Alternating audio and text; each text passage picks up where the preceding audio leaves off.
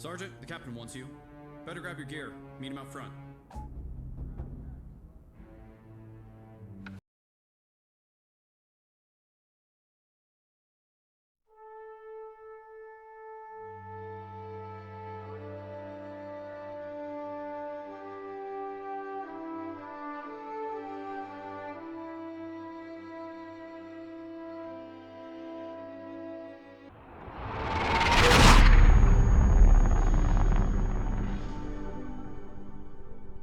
Think I'm ready to at least do a basic Zeus mission.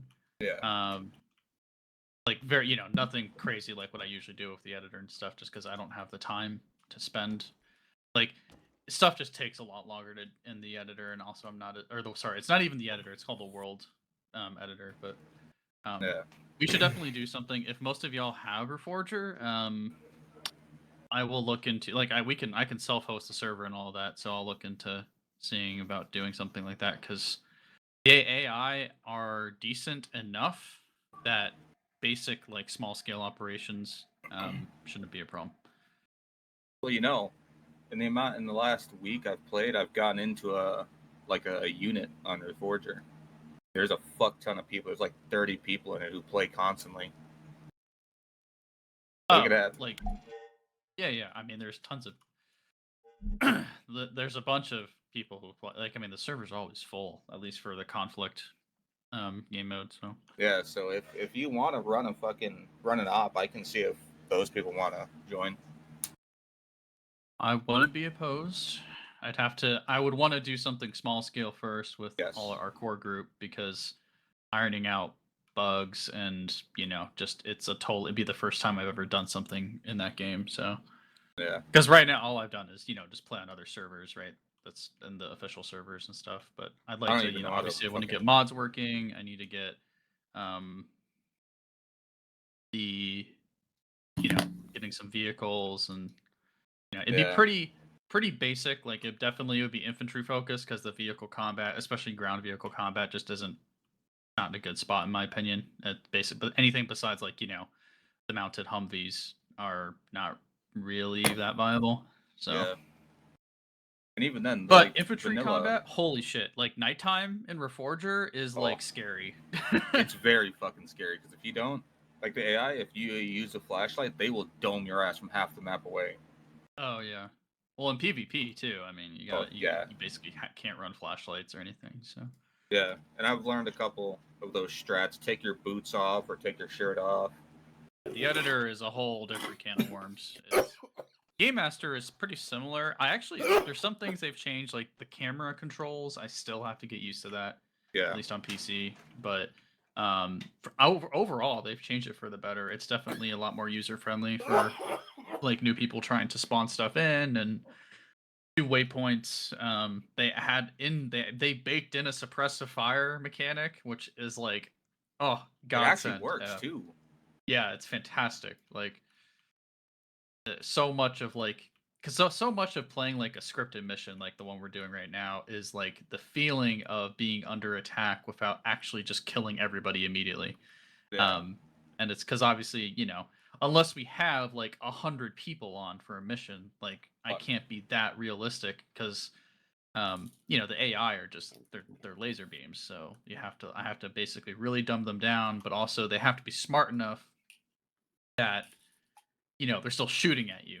Then that there is that you guys still can die. It's not like they're fake, like oh you can just walk into them. No, but at the same time, like I can't have like yeah, you can't have somebody by themselves running around doing the whole mission by themselves. Right.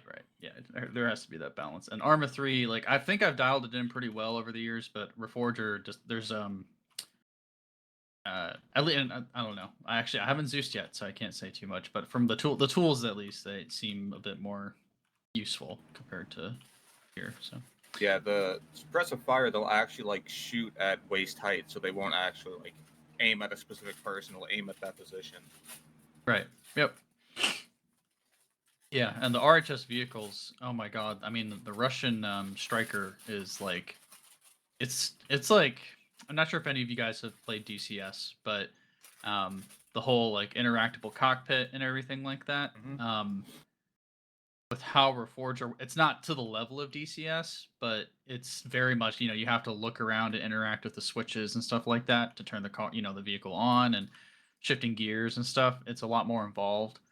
But it's like the tools that, oh my god, like it has actual stabilization, so you can actually have it like lock a target or lock at a horizon level, and the turret will, as the vehicle is moving over bumps and stuff, it will stay level without any user input, stuff like that. And there's, oh my god, it just, the physics is so crazy too. Like when you go over rocks, and just driving is so much better. But driving, that's not exactly saying much, because Arma 3 driving wasn't anything to write home about. But Yeah, if you flip a vehicle too, and you're like, if it's like the Humvee with the 50 on it, and if you flip it, the gunner will actually dies. oh yeah, no, there's physics. Yep. No, it's kind of nuts actually. God, I can't wait for Arma 4, dude. When is Oh, don't tell me about it. We're at least 2 years away. But yeah, we might get a playable demo in like another year, if I heard. maybe like we might get a teaser end of this year, and then like a playable demo like early next year or something like that. But Yeah, I hope they go back to like this era, like 2020s and shit like that, so we don't have to, I mean, RHS is, regardless, that was the whole point of Reforger, right? Was they were gonna allow the modders to build the assets that they can just directly port into Arma 4. Yeah. But so RHS will be mostly done by that point, I think, at least for the core parts of it. So even if it isn't set in like a modern era, like there's enough stuff out there now that it wouldn't be that much of a loss. But yeah, I agree. Like I think setting wise, it would be in their best interest to have the vanilla assets be modern era, and then if they want to mod in other stuff, obviously they can. But not that big a deal. Regardless of what setting it's in, we'll still be, Oh, 100p, we'll still be 100p. playing it. They'll still be mods. They'll change the timeline, I guess. Yeah, exactly. So it's like even if it is like Smith said, Reforger, they already have RHS, which is damn near. I think it's probably like 70% complete in like core mechanics and shit like that. It's like, I guess if it's all the U.S. Infantry stuff is there, the U.S. vehicles aren't in yet. They have, I think they have like the Humvee, and that's it. Yeah. They still need to add the tank. Like they still need an Abrams. They still need the Stryker. They still need the Bradley. And I think a couple, they need an aircraft as well. But excuse me, there's other non-RHS mod. There is a Blackhawk mod. I don't know if there is an Apache mod. I don't think there is. Yes. There is. Yeah, there's one for the Hind as well. Okay, I didn't know about the Hind. But yeah, the Russian faction in RHS is slightly more fleshed out. Yeah, they have more vehicles. It makes me sad.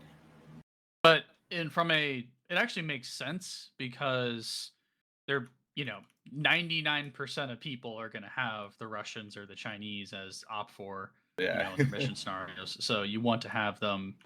You need stuff to shoot at, basically. So yeah. you can always mod, go to get other crap for vehicles or whatever, but AI and all that needs to be fleshed out.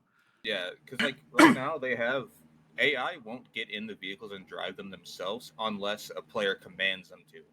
Yeah, it's a bit janky. Like, yeah, but I really do like the command in Reforger. It's very simple. Oh my god, it's like, again, it's one of those. Just the UI system in Reforger is it's so much better. Oh god, like looking at something and pressing a button to get in, or you look at the door to get in the driver's seat, But it also makes it so you have to like knowing a vehicle is actually really important now, because what seats operate which part of the vehicle, and especially with like the Stryker and stuff. But all right, Beetle is here. This is totally not propaganda to get you all to buy Reforger.